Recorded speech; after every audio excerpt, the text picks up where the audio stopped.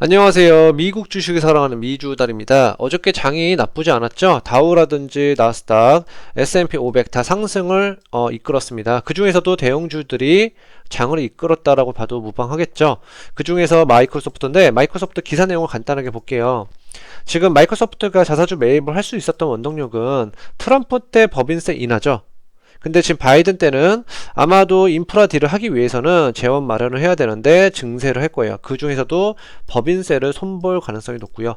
그러면 이런 자사주 매입은 어느 정도 규모가 줄어들 수도 있겠죠. 그래서 그 점만 체크하고 넘어갈게요. 일단 나중에 이런 증세 부분에 대해서 기사 내용이 나오면 간단하게 정리해서 설명을 드릴 거고요. 다시 돌아가서 설명할게요. 지금 에너지주들도 좋았죠. 그 다음에 원자재도 좋습니다. 보면 간단하게 볼게요. 차트를 통해서.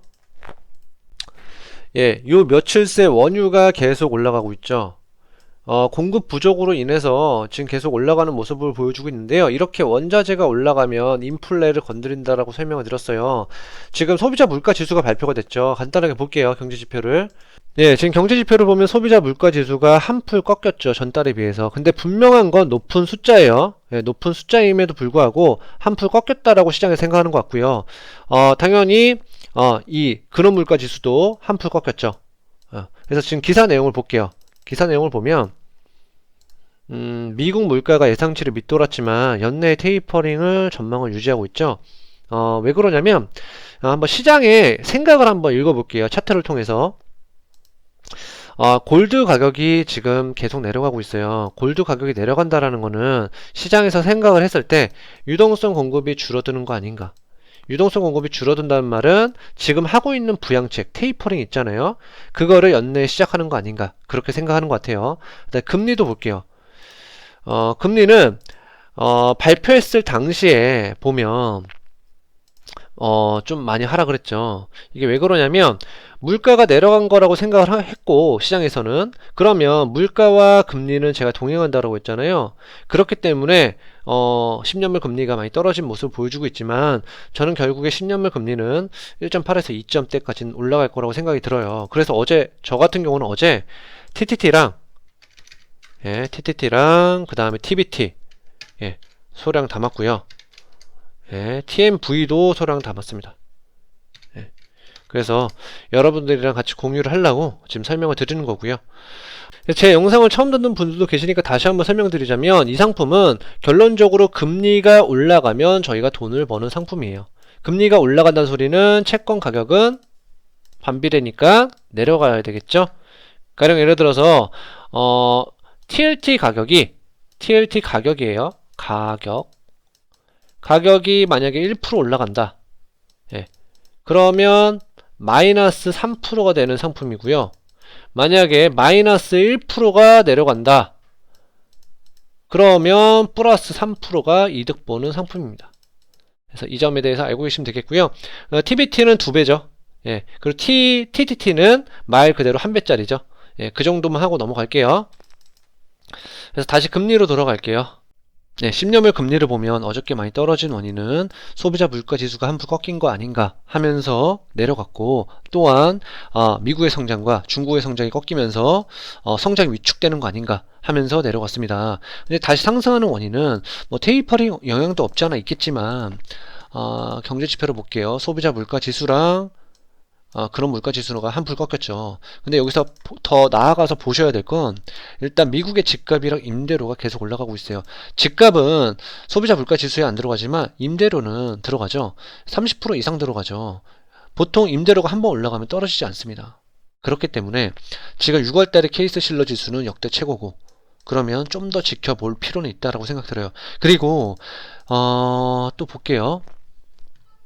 차트를 가서 보면 원자재 가격이 원유 같은 경우도 지금은 소폭 하락하고 있지만 어저께까지만 해도 계속 올라갔죠. 그렇기 때문에 XL2가 많이 올라간 모습 보여줬죠.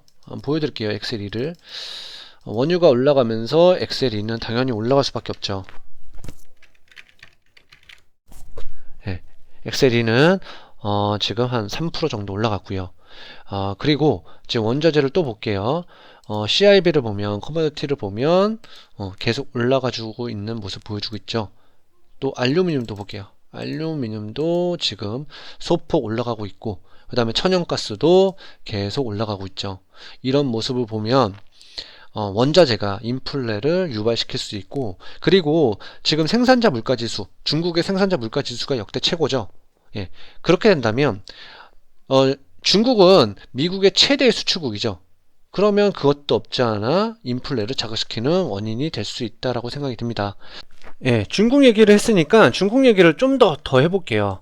지금 미국 주도로 중국 경제를 계속하고 있죠. 미국이 대중국 포위를 위한 동맹 규합 속도를 내고 있습니다. 그만큼 미중 갈등이 아직 해결되지 않았다라는 거예요. 또한 중국의 소매 판매가 급락했죠. 경제 지표를 보면 지금 소매 판매가 매우 급락을 했습니다. 전달에는 8.5%였는데 지금은 2%죠. 예. 시장의 컨센서스 예상은 7.5%였는데 그거보다도 못 미치는 결과가 나왔습니다. 그러면 확실하게 중국의 성장은 꺾인 거 아닌가. 그래서 지금 중국이 뭐라고 했죠? 과주기 조절을 한다고 했죠. 지금 과주기 조절을 한다라는 거는 긴 호흡으로 긴축을 한다라는 거죠. 너무 갑작스럽게 긴축하게 된다면 시장이 충격을 먹고 자산시장이 충격을 먹으면 실물 경제까지 피해를 주잖아요. 그렇기 때문에 지금 실물 경제가 많이 안 좋죠. 그래서 지준율 인하가 조만간 시행할 것 같고요. 또한 지금 부동산 대출 규제를 강화를 하고 있죠. 이것 때문에 최근에 어떤 뉴스가 있었죠? 한번 볼게요. 기사 내용을 보면 지금 355조 원을 빚진 중부동산 재벌 헝다 파산설에 올라오고 있죠. 중국판 리먼 사태인데 리먼 사태처럼 파산을 시키지는 않을 거라 생각이 들어요. 왜 그러냐면 리먼 사태 때 가장 문제점은 뭐였죠? 파산을 시킴으로써 그 부채가 다 금융기관한테 갔죠. 그러면 서로 못 믿는 신용 경색이 오고 은행들이 돈을 뿌리지 않죠. 그렇다면 어떻게 되죠? 더 침체가 오죠, 장기적으로. 그렇기 때문에 아마도 부동산 재벌 헝다를 살릴 가능성이 클 거라고 생각이 들고요. 예, 차라리 죽이는 것보다 어느 정도 살려놓는 게 돈이 덜 듭니다. 그만큼 시장의 충격도 덜 주기 때문에 아마 헝다그룹은 파산설이지 파산까지는 가지 않을 거라고 생각이 들어요. 그래서 저의 개인적인 생각을 넣어봤고요. 결론적으로 지금 시장에 불안 요인이 너무 많죠. 뭐 미중 갈등뿐만 아니라 지금 헝다그룹이 파산을 한다면 글로벌 금융시장에 적지 않은 충격을 줄 것이고 특히 중국 비중이 많은 미국 입장에서는 더 악재일 수도 있습니다. 그래서 그 점에 대해서 다시 한번 상기시켜 드리려고 알려드리는 거고요. 또 하나 볼게요. 예, 제가 그 중국의 통화정책에 대해서 간단하게만 설명을 드릴게요. 지금 국제금융 이론에서 매우 중요한 건데요. 불가능한 삼위일체라고 얘기해요. 그게 무슨 말이냐면 가령 이 세 가지를 못 들고 간다라는 거예요. 그러니까 만약에 안정적인 환율이랑 독립적인 통화정책을 가져간다면 자유로운 자본 이동은 포기를 해야 돼요. 말 그대로 세 개는 못 가져가고 그 중에 두 개만 가져가야 된다는 건데요. 제가 차트를 통해서 한번 설명을 드리겠습니다. 예, 지금 이거는 상하이 지수랑 페더럴 펀즈 레이스를 보고 있죠. 예, 보시다시피 이거 페더럴 펀즈 레이스예요. 이때 보면 2015년 후반에 보면 미국은 금리를 인상하고 중국은 지준율을 인하했죠. 보죠. 제가 저번에도 보여드린 건데 중국은 지준율 인하를 계속했죠. 2015년도부터 한 번, 두 번, 세 번, 네 번 계속했죠. 예. 그래서 어떤 일이 발생했죠? 자본 유출이 발생했다라고 설명을 드렸죠. 차트로 들어가서 설명할게요. 이게 상하이 지수고 이게 페더럴 펀즈 레이시예요. 금리를 올렸죠. 그러면서 중국 시장에서 충격이 왔고 자본 유출이 일어나면서 주가는 폭락을 했다라고 설명을 드렸습니다. 그러면 이때 중국이 취했던 정책은 첫 번째 지준율 인하. 네. 지준율 인하죠. 지준율 인하가 뭐죠? 통화 정책이죠. 예, 통화 정책을 썼죠. 그 다음에 두 번째, 후광통 중심으로 자본시장을 개방했죠. 그러니까 말 그대로 자유로운 자본 이동을 선택했죠.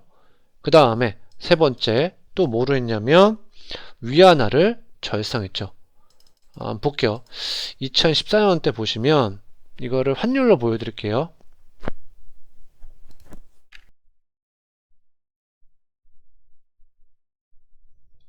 자, 잘 보세요. 2014년대까지 위안화는 계속 절상됐습니다. 절상이 뭐냐면 화폐 가치를 상승시켰다라는 거죠. 이게 내려간다라는 거는 달러는 약세고 위안은 강위안이죠. 예. 그래서 이거를 왜 이렇게 선택했냐면, 예, 보통 중국은 관리변동 환율제를 이용하고 있어요. 이게 무슨 말이냐면 1달러에 가령 예를 들어서 10위안이라고 해봐요. 그러면 이거를 맞춰야 돼요. 가령 예를 들어서 지준율을 인하하면 어떻게 되죠? 위안이 많아지니까 위안의 화폐 가치가 내려가겠죠. 그러면 어떻게 되죠? 만약 1달러에 15위안이 된다고 해봐요. 그러면 이 외환 보유고에서 달러를 매도합니다. 매도해서 1달러에 10위안으로 맞춰요.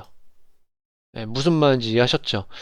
그래서 그때 외환 보유고가 거의 바닥 직전까지 갔습니다. 자본 유출이 일어났다고 설명을 드렸잖아요. 그만큼 중국에 있는 자산들을 다 팔고 나가려고 했단 말이에요. 그러면 관리변동 환율제니까 계속 방어를 해야 될 거 아니에요. 외환 보유고에 있는 달러를 계속 매도했겠죠. 예. 그러는 바람에 외환 보유고가 바닥까지 왔고, 외환 보유고에 돈이 없다면 외환 위기가 오는 거죠. 근데 살 수 있었던 원인은 미국이 완만하게 금리 인상을 해줬죠. 그래서 그때 다행스럽게 숨통을 틔웠고 다시 성장을 할 수 있었는데요. 일단 다시 돌아가서 설명을 드리자면, 다시 설명할게요. 일단 통화정책으로는 지준율 인하를 했고, 그 다음에 후광통 중심으로 자본시장을 개방을 했어요. 그 다음에 세 번째는 위안화를 절상했죠. 그러면 다시 화이트보드로 가볼게요. 그래서 지금 방금 전에 보여드렸다시피 세 가지를 다 못 가져가죠. 세 가지를 다 가져갔을 때 자본 유출이 일어났고, 결론적으로는 삼위일체, 불가능한 삼위일체라고 얘기했어요. 그러면 지금 중국의 스탠스는 뭐냐면, 일단 첫 번째로 중국에서 가져갈 통화 정책은 뭐죠? 독립적인 통화 정책이죠. 지금 소매 판매도 가뜩이나 안 좋은데 말 그대로 실물 경제가 안 좋아요. 여기서 지준율 인하까지 못하면 어떤 일이 발생하죠? 가뜩이나 지금 중국은 부채가 많은 상태잖아요. 예, 부채가 많은데 여기서 금리를 인상한다? 그럼 말이 안 된다고 생각해요. 그럼 일단 첫 번째로는 독립적인 통화 정책이겠죠. 예, 두 번째로는 안정적인 환율이죠. 왜 그러냐면 보통 외국인 투자자들이 중국에 들어와요. 근데 환율이 안정적이지 않으면 다 나가려고 하잖아요. 특히 터키를 보면 아실 수 있어요. 뭐 환율이 뭐 2배, 3배 정도 차이가 나면 그 나라에 투자를 못 합니다. 그만큼 안정적인 환율이 보장됐을 때 그 나라에서 외국인 자본들이 빠져나가지 않겠죠. 우리나라 같은 경우를 보면 알 수 있겠죠. 그러면 통화정책을 안정적인 환율, 독립적인 통화정책 이렇게 가져가겠죠. 그러면 뭐를 하나 포기하죠? 자유로운 자본 이동을 포기하고 있죠. 예, 말 그대로 이거를 지금 제한하고 있죠. 위안화의 디지털화를 보면 이런 면들이 더 부각되고 있죠. 이거는 추후에 중국의 정책들 스탠스를 보면서 정리해서 설명을 드릴 거고요. 어쨌든 여러분들한테 설명을 드리고 싶은 건 이런 정책이 있고 중국에서는 이런 정책을 택하고 있고 대충은 이 정도 선에서는 여러분들이 알고 있으면 좋을 것 같아서 설명을 드렸고요. 차트로 돌아가서 설명할게요. 예, 이거는 지금 중국의 기술주 ETF예요. KWEB인데요. 지금 매우 매력 있는 가격대죠. 그러나 여러분들한테 드리고 싶은 말은 지금 중국의 불확실성이 아직까지도 팽배해요. 그러니까 그 불확실성이 어느 정도 거치고 투자해도 늦지는 않아요. 그래서 너무 욕심을 부리다가 더 손해를 보실 수 있기 때문에 좀 느긋하게 중국 시장은 바라보는 게 어떤가, 저의 개인적인 생각을 나누고 있고요. 그 다음 CQQQ도 매우 매력이 있는 구간이라고 생각 들어요. 그래서 여러분들도 많이 투자하고 있고 중국에 대해서 좋게 생각하시는 분들이 은근히 많잖아요. 그래서 저도 그런 면은 좋다고 생각하지만 불확실성이 거치고 나서 그때 투자해도 늦지 않는다. 그 점만 참고해 주셨으면 감사하겠습니다. 그리고 다시 돌아갈게요. 예, 그리고 지금 불안 요인은 뭐냐면 금요일날 레마니오의 날이 있습니다. 이날 아마 변동성이 클 거라고 예상이 되고요. 보통의 경우 통계적으로 보면 레마니오의 날을 앞두고 증시가 하락한다면 그 다음 주에는 더 큰 약세를 보일 수도 있어요. 그래서 이날 잘 보셔야 되고, 또한 다음 주에 뭐가 있죠? FOMC 미팅이 있죠. 이날 연준 의장들의 금리 인상 점도표를 볼 수 있고, 그 다음에 테이퍼링 가이드라인이 어느 정도 나올 거라고 생각이 됩니다. 그리고 제가 항상 보여드린 스마트머니 덧머니도 보여드릴게요. 지금 스마트머니 덧머니를 보면 지금 교체하려고 하죠. 만약에 이 스마트머니가 올라가고 덧머니가 내려가면 항상 조정이 온다고 했어요. 스마트머니는 기관들의 돈이고 덧머니는 개인들의 돈이죠. 예, 이건 기관들의 돈이고, 기관들의 돈이 올라가고 개인들의 돈이 교차했을 때 항상 조정이 왔어요. 예, 여기도 마찬가지죠. 그쵸? 여기도 마찬가지죠. 그렇기 때문에 좀 조심을 할 필요가 있다라는 의미에서 가져온 거고요. 근데 이 상태는 개인들도 지금 중립을 지키고 있고 기관들도 중립을 지키고 있어요. 이때 수익률은 보통 0.2%밖에 안 됩니다. 예, 그리고 구독자님께서 좀 보충 설명을 해달라는 게 있어서 그거 간단하게만 제가 보고 영상 마치겠습니다. 네, 지금 니케이 지수랑 환율을 보여드리고 있어요. 이게 환율이고 이게 니케이 지수예요. 간단하게 설명을 드리자면 2011년 3월에 동일본 대지진이 오면서 주가가 폭락했어요. 그러면서 엔화도 같이 내려갔어요. 엔화가 왜 내려갔을까요? 다시 한번 설명드리자면 이게 내려간다는 뜻은 달러는 약세고 엔화는 강세예요. 그 점을 꼭 기억하셔야 돼요. 그러면 이게 왜 내려갔냐면 이때 보험회사들은 보통 일본의 보험회사들은 해외 자산에다가 많이 투자를 합니다.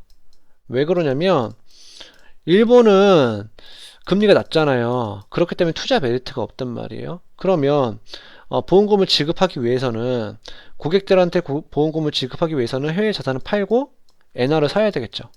그럼 엔화의 수요가 많아지겠죠. 그러면 엔화가 강세가 되겠죠.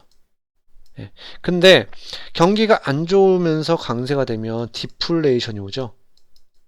그러면 부채 부담이 커지겠죠. 그쵸?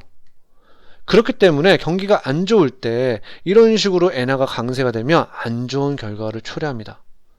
그래서 2012년 말부터 아베노믹스 양적 완화가 있었죠.